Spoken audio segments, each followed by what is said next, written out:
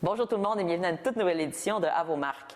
Cette semaine, on vous fait découvrir un art martial coréen, le taekwondo.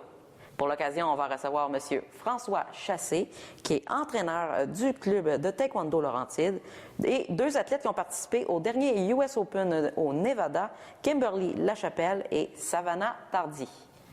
À vos marques, prêts, bonne émission.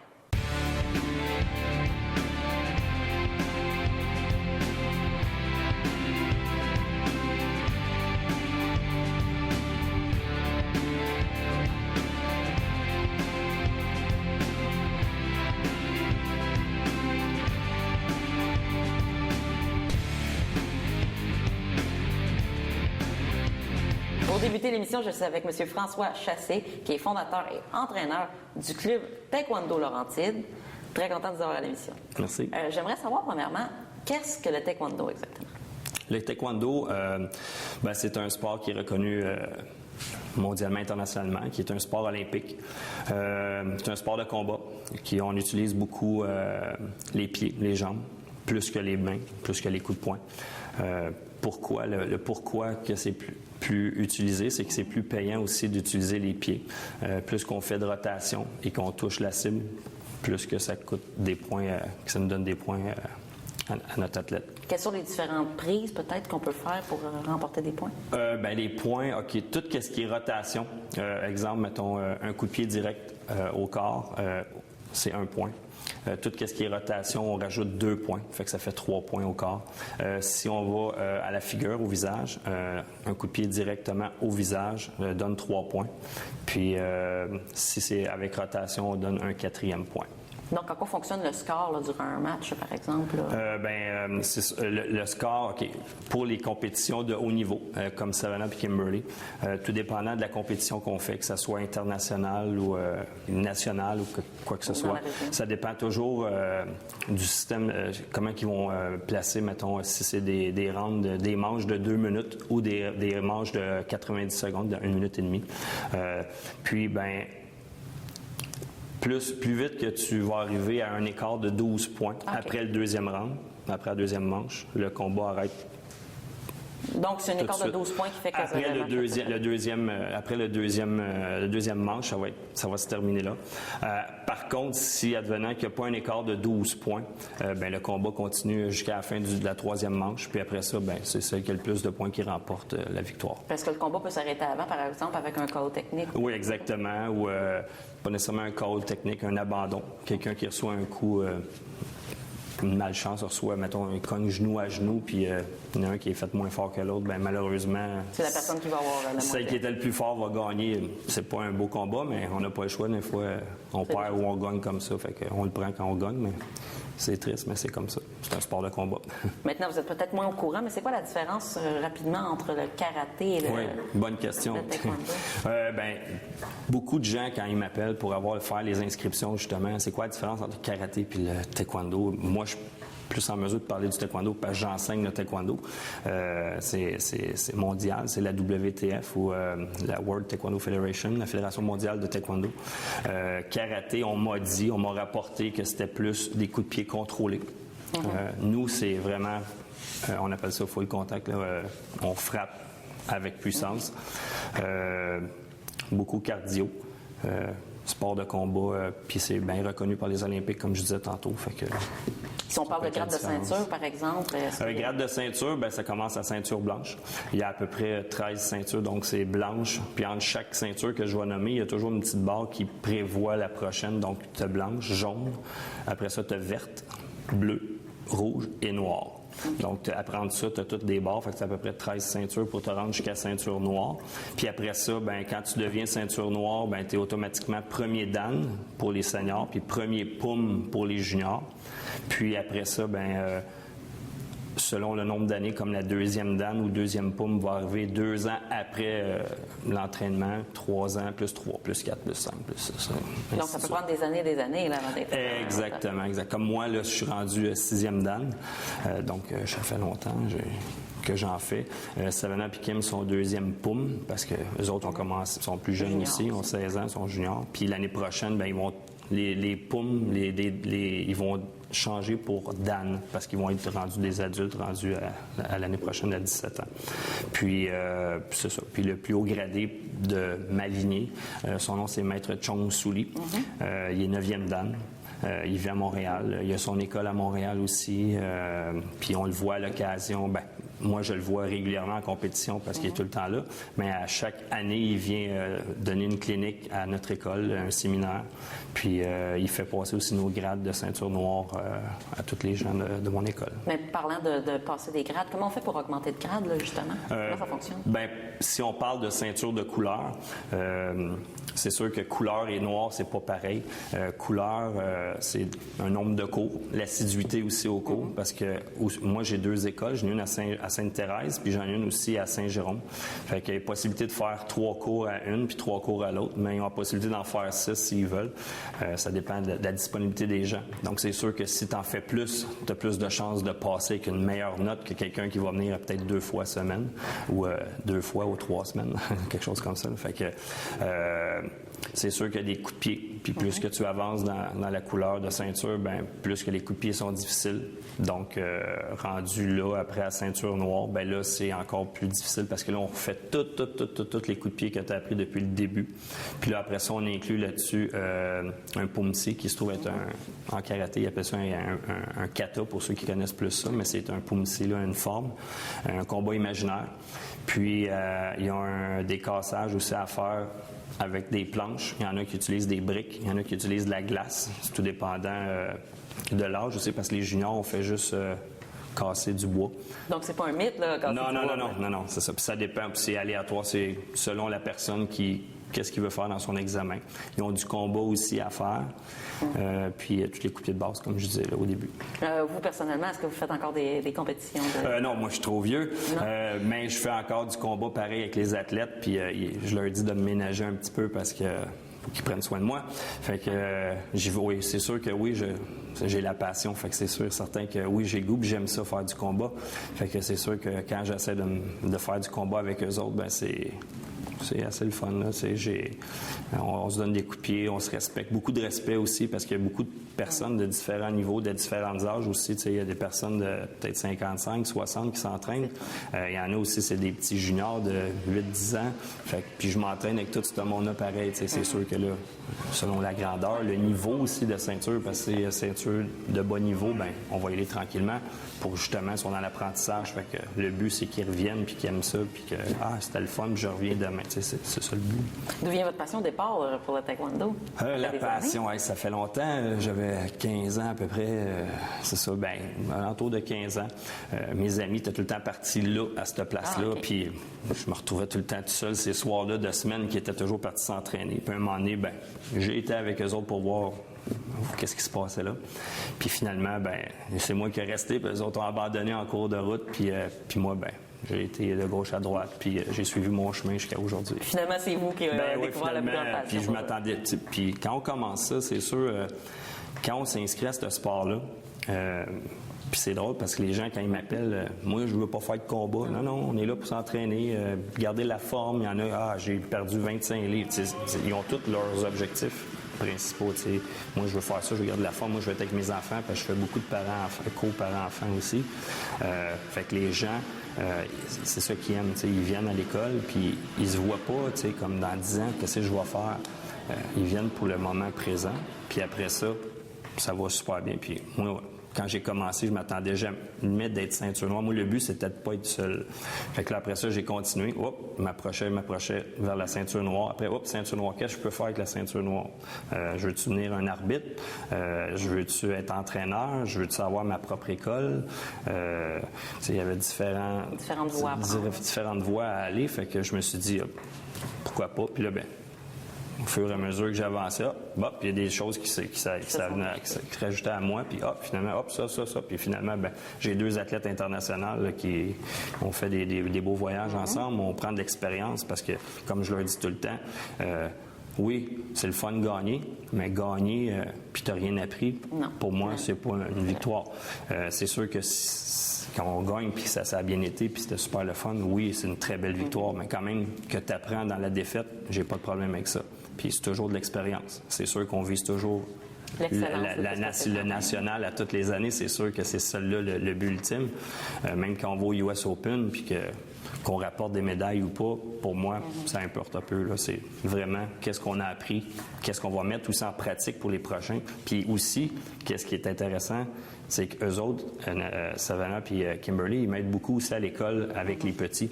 Quand on fait du combat, ils vont aller les voir, ils vont leur donner des petits conseils, ils disent hey, fais attention, tu fais tout le temps ça, puis eux autres, de les voir, pour eux autres, c'est des idoles. Là. C'est comme c'est eux autres, là, ils font de la grosse compétition, des belles médailles, ça fait qu'ils sont tous excités là, de les voir à côté d'eux autres. On dit maintenant que le taekwondo est un sport qui est important d'être discipliné. En quoi c'est important la discipline en taekwondo? La discipline, c'est comme eux autres qui me savent. Les devoirs, c'est important. Ils doivent consacrer les amis aussi. Quand c'est le temps, là, tout le monde s'en va faire du ski, mettons, en hiver, j'y vais, je me casse une jambe, je me blesse ou ça serait le fun, mais j'ai des devoirs à faire. J'ai un entraînement à faire le samedi matin. J'en ai un autre en après-midi. Il faut vraiment qu'ils soient disciplinés. S'ils décident de prendre une tangente autre que la bonne vers le taekwondo, c'est sûr qu'on va les perdre, ça va terminer là. Discipline aussi d'entraînement, ils doivent être assidus. Il faut qu'ils soient là régulièrement à tous les cours disponibles. Puis après ça, ils aident aussi, ils font beaucoup d'aide à l'école, donc ça devient des bonnes personnes aussi. Discipline aussi envers les gens, montrer l'exemple. Puis, en principe, tout va bien là-dessus. Vous parlez d'apprentissage. Vous souhaitez certainement réussir à emmener vos athlètes jusqu'aux Jeux olympiques. Oui, ça serait le fun, c'est sûr et certain.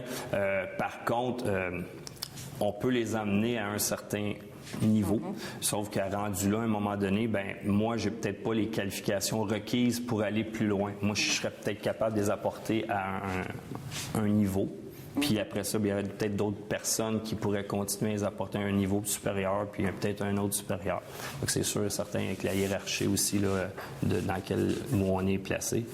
Ça va être beaucoup de travail. Ça va être beaucoup de travail, oui. C'est sûr que c'est un rêve, là, ça serait le fun.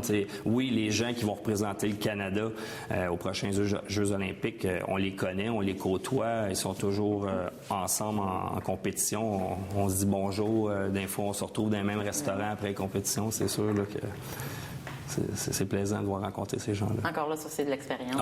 Exactement. Puis beaucoup de compétitions à l'extérieur, puis partout. Si on parle de coûts maintenant au taekwondo, quels sont les coûts reliés à ce sport-là? OK. Les coûts, c'est sûr et certain que si on parle toujours des deux niveaux, les niveaux couleur et niveau de haut niveau, le ceinture noire et plus, qui font l'élite dans le fond. Couleur, en principe, c'est pas vraiment cher par rapport si, mettons, on y va avec, si on compare le hockey. Je ne veux pas parler contre le hockey, mais c'est sûr que, connaissant le hockey, et puis j'étais gardien de but aussi dans le temps, fait que ça coûte très cher versus le taekwondo qui est juste le prix de la session pour l'année, mettons, puis après ça, que tu ajoutes un équipement de combat, puis elle dure longtemps, puis après tu la renouvelles, tu fais des échanges avec d'autres qui commencent, fait que, le coût est vraiment moindre que les équipements de hockey, mettons, exemple, qui me vient en tête parce que j'ai pratiqué ce sport-là. Aussi, il peut devenir aussi très dispendieux pour les ceintures noires, par contre, parce que pour avoir de l'expérience, on fait des compétitions au Québec. On en fait juste seulement 3, par contre, c'est ça qui est dommage. Donc, on doit aller à d'autres compétitions à l'extérieur. C'est sûr que les frais sont reliés à ça, les voyagements, les dépenses d'hôtel, l'avion. C'est comme là, le Canadien, le championnat canadien va avoir lieu à Calgary, en Alberta. Fait que c'est très dispendieux. Les gens doivent prendre congé de leur travail, donc c'est dispendieux pour tout le monde en tant que tel. Merci beaucoup, François Chassé, d'être venu à l'émission. Ça me fait plaisir. C'était M. François Chassé, entraîneur du club de taekwondo Laurentides.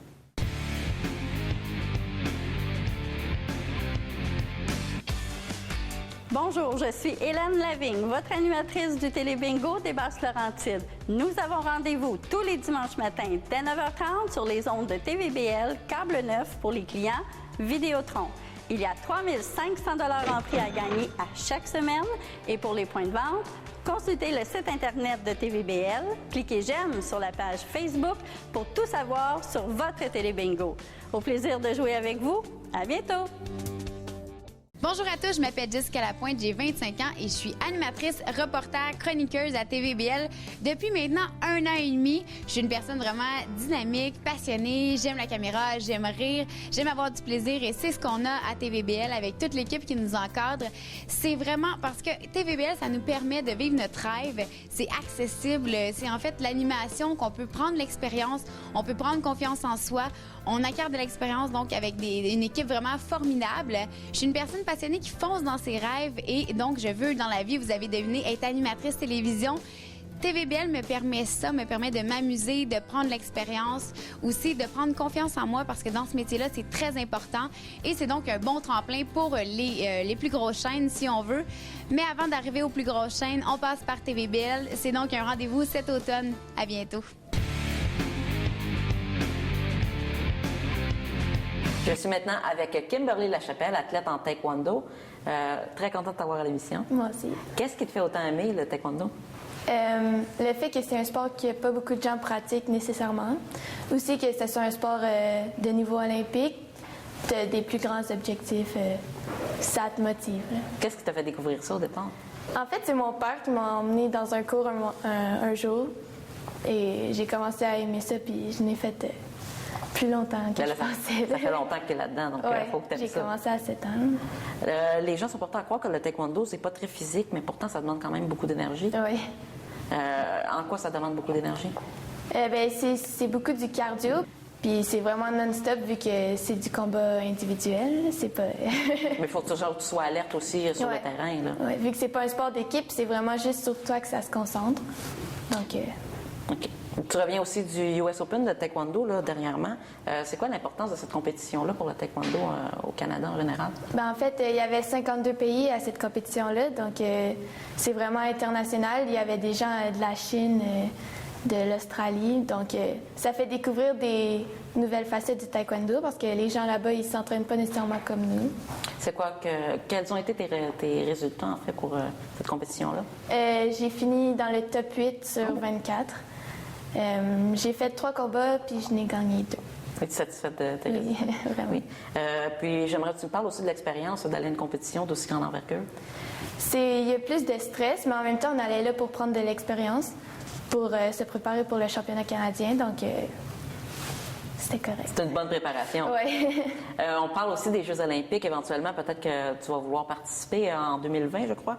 Est-ce toujours un objectif qui est réel pour toi? Ça me donne la motivation, mais je sais que c'est vraiment c'est plus un rêve qu'un objectif, mais j'aimerais ça participer quand même. Dirais-tu qu'il y a beaucoup d'échelons encore à traverser avant? Oui. Oui. J'aimerais aussi qu'on parle de rester discipliné dans le taekwondo. C'est quand même quelque chose d'important, que ce soit à l'extérieur du terrain, mais aussi sur un terrain de taekwondo. Il faut toujours, pas éviter les coups, mais pas donner un coup qui est risqué pour... Oui. Surtout à la dernière seconde, si tu fais une erreur, ça peut te valoir une défaite. Oui. Qu'est-ce qui est important, c'est de rester discipliné justement à l'extérieur du terrain pour les entraînements et pour l'école et tout ça? Le taekwondo, c'est surtout basé sur le respect. Donc, il ne faut pas nécessairement que tu fasses n'importe quoi dans les cours ou même à l'école. C'est important de respecter son sport. Oui. Quels éléments tu dirais que tu es peut-être que tu te démarques des autres athlètes? Ma force de frappe. Je suis un peu moins vite que certaines athlètes. Par contre, j'ai une bonne force. Et qu'est-ce que tu aimerais améliorer de l'autre côté? Peut-être plus ma vitesse, justement, pour éviter les coups ou en donner plus. On parle aussi des études. Comment fais-tu pour gérer, en fait, tes études et tes entraînements, tes compétitions et tout ça? Ça doit être quand même beaucoup d'heures entre les deux. Oui, mes entraînements, c'est 1 heure après l'école. Donc, si j'ai des devoirs, j'essaye d'en faire le plus possible avant mes entraînements du soir. Sinon, les fins de semaine, le dimanche, j'ai pas d'entraînement. Donc, c'est souvent là que je fais tout ce que j'ai à rattraper pour que dans la semaine, je puisse avoir du temps. Parce que tu n'es quand même pas en sport-études, donc il y a beaucoup de gestion à faire à part du sport. Oui, mes soirs de sport, mes soirs de semaine sont vraiment occupés. Par contre, j'ai le lundi de libre. J'essaie vraiment de faire mes devoirs quand j'ai pas de taekwondo. Sinon, c'est plus compliqué. Et par exemple, si tu as une compétition comme tu viens d'aller au US Open, comment on gère ça? Est-ce que tu fais tes devoirs plus tard, tes examens plus tard, en revenant? Oui, bien, en revenant, c'est vraiment beaucoup d'examens à reprendre, dépendamment de combien de temps tu es parti. Sinon, les professeurs, ils comprennent bien, puis ils sont là pour t'encadrer. En terminant, de quoi es-tu le plus fier, tu dirais, depuis le début de ta carrière? De ma progression en tant qu'athlète et aussi en tant que personne. Bien, merci beaucoup, Kimberly. Merci. C'était Kimberly Lachapelle, athlète en taekwondo. Je suis maintenant avec Savannah Tardy, un autre athlète au sein du club de taekwondo des Laurentides. Très contente de t'avoir à l'émission. Enchantée. J'aimerais savoir d'où vient ta passion pour le taekwondo. Au départ, je voulais faire du karaté, mais finalement, je me suis plus orientée vers le taekwondo, qui est une autre discipline des arts martiaux, en fait. Puis ça m'a vraiment passionnée quand j'ai commencé. Et comment tu l'as découvert de ton côté? Dans les publicités de ma région, là. Tu as décidé de l'essayer. Ouais, j'ai décidé de l'essayer, puis finalement, j'ai aimé ça. Comment fonctionnent les différentes catégories de poids? Il faut faire quand même attention de ne pas trop manger, tout ça. J'aimerais avoir un petit peu le portrait, comment ça fonctionne. Les catégories de poids sont séparées selon aussi si on est junior ou senior. Donc, les catégories de poids des filles varient comparé à ceux des garçons aussi. Donc, ça peut aller de moins 42 kg à moins 44 kg, moins 46 kg aussi, puis ça monte. Et puis, comment on fait pour déterminer justement que quelqu'un va... C'est vraiment le poids santé, plus tout ça, ou... Bien, nécessairement, c'est pas nécessairement notre vrai poids, parce que des fois, on joue aussi avec, au fait, c'est exemple qu'on va se prendre contre des athlètes plus grandes. Des fois, on va peut-être décider de descendre dans notre catégorie de poids pour pas se prendre contre une personne plus grande. C'est un petit peu stratégique aussi. Donc, en quoi l'alimentation devient importante pour vous? Au niveau de, oui, il faut prendre des forces aussi avant une compétition, mais il faut faire attention avec notre poids. Donc, manger quand même assez intelligemment, si on dit ça comme ça. En quoi le taekwondo va demander de l'endurance aussi?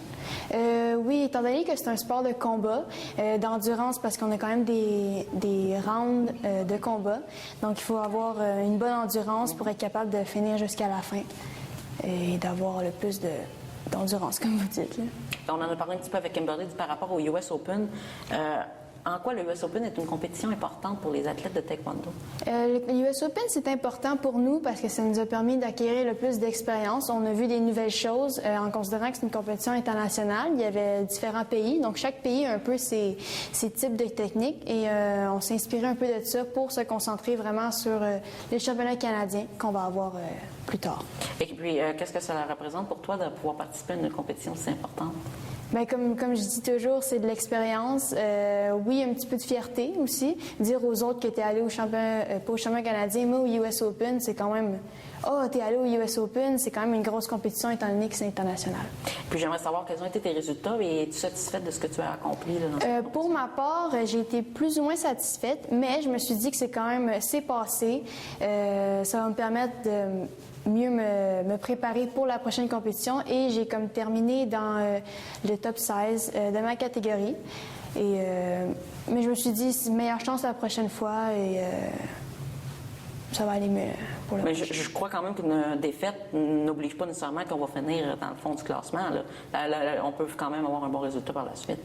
Ça dépend. Si on dit on peut finir dans les moins bons, mais ça dépend aussi du combat que tu as fait. Si c'est un combat qui était plus ou moins bon, là, c'est plus une défaite qui est vraiment plus une défaite. Mais si c'est un combat que tu as bien performé, c'est une bonne défaite, si on dit ça comme ça. Étant donné que le taekwondo n'offre pas de sport-études au sein de votre club, comment on fait pour gérer sport et études en même temps?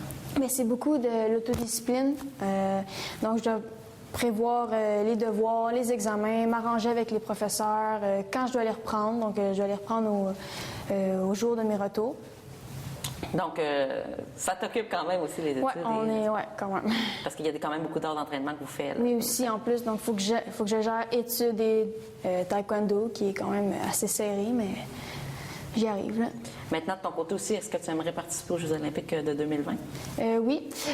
Quand j'étais plus jeune, ça a toujours été mon objectif de participer aux Jeux olympiques. Donc, c'est sûr, c'est quand même une autre game, parce que...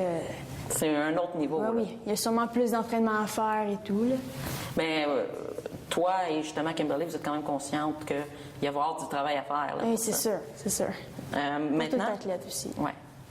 Dirais-tu aussi que ça demande beaucoup de flexibilité, le taekwondo, parce qu'il faut quand même, il y a beaucoup de coups de pied qui sont donnés. Oui, il faut être flexible, mais on peut être aussi bon en taekwondo sans être flexible aussi. C'est quand même une question de stratégie. Donc, si on utilise nos côtés les plus forts, nos bons coups, on n'a pas vraiment besoin de flexibilité en tant que tel. C'est pas un atout nécessaire. Donc, qu'est-ce qui serait important à ce moment-là, si par exemple on est peut-être moins flexible? Je dirais, au niveau stratégique, on utilise des coups qui nécessitent pas nécessairement de la flexibilité, mais on peut faire des points pareils. OK. Quelle est ta force en taekwondo de ton côté? Moi, c'est ma vitesse. Donc, c'est vraiment... j'aimerais que tu m'expliques un peu en quoi la vitesse peut faire une différence. La vitesse, exemple, si, exemple, il y a des coups, aussi, là, quand même, mental. Donc, la stratégie, donc, exemple, il y a des coups que je sais que telle autre personne va faire. Étant donné que je suis quand même assez vite, je peux me déplacer assez vite sur le terrain et ensuite effectuer ma manœuvre. Donc, vitesse de réaction quand même aussi. Oui, réaction aussi. Qu'est-ce que tu aimerais améliorer aussi? Moi, ça serait plus ma force et mon endurance, donc en ce qui concerne le cardio.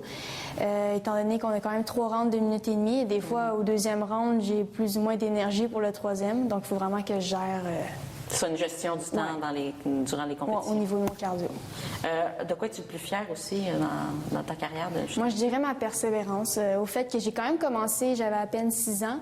Et je suis quand même fière au fait que j'ai continué, puis je suis rendue là, puis je suis rendue à faire des grandes compétitions. C'est quand même une grande fierté aussi d'avoir continué jusqu'à ce niveau-là, qui est plus élite, dans le fond. Puis comment on fonctionne pour grimper dans les échelons, là, au taekwondo? Est-ce qu'on reste toujours dans... Parce qu'il doit y avoir des différentes catégories aussi, là. Est-ce que c'est juste la catégorie de poids qui change ou par rapport à l'âge? Par rapport aux ceintures aussi, les compétitions varient. Donc, les compétitions de ceinture de couleur, c'est pas la même chose que des compétitions de ceinture noire. Donc, les catégories de poids, c'est juste pour les ceintures noires, en fait. OK. Sinon, il y a des compétitions plus d'âge. Oui, il y a plus couleur, c'est plus récréatif. Là. Et toi, tu fais quelle ceinture? Moi, je suis noire, ceinture noire, 2e dan. Et puis, la 2e dan, ça fonctionne comment, ça? Le nombre de dan, exemple, comme quand je vais passer ma 3e dan, il faut que j'attende 3 ans pour ma 3e dan, 4 ans pour ma 4e dan, et ainsi de suite. Et puis là, tu dois passer un test? Oui, on a un examen à passer. Donc, souvent, il y a des techniques olympiques, donc des situations de combat. Il y a du combat aussi et il y a aussi des cassages de planches. Donc, un peu de simulation de combat, tout ça. Des techniques aussi, puis des formes. Bien, merci beaucoup, Savannah, d'être venue. Ça me fait plaisir. C'était Savannah Tardy, athlète en taekwondo.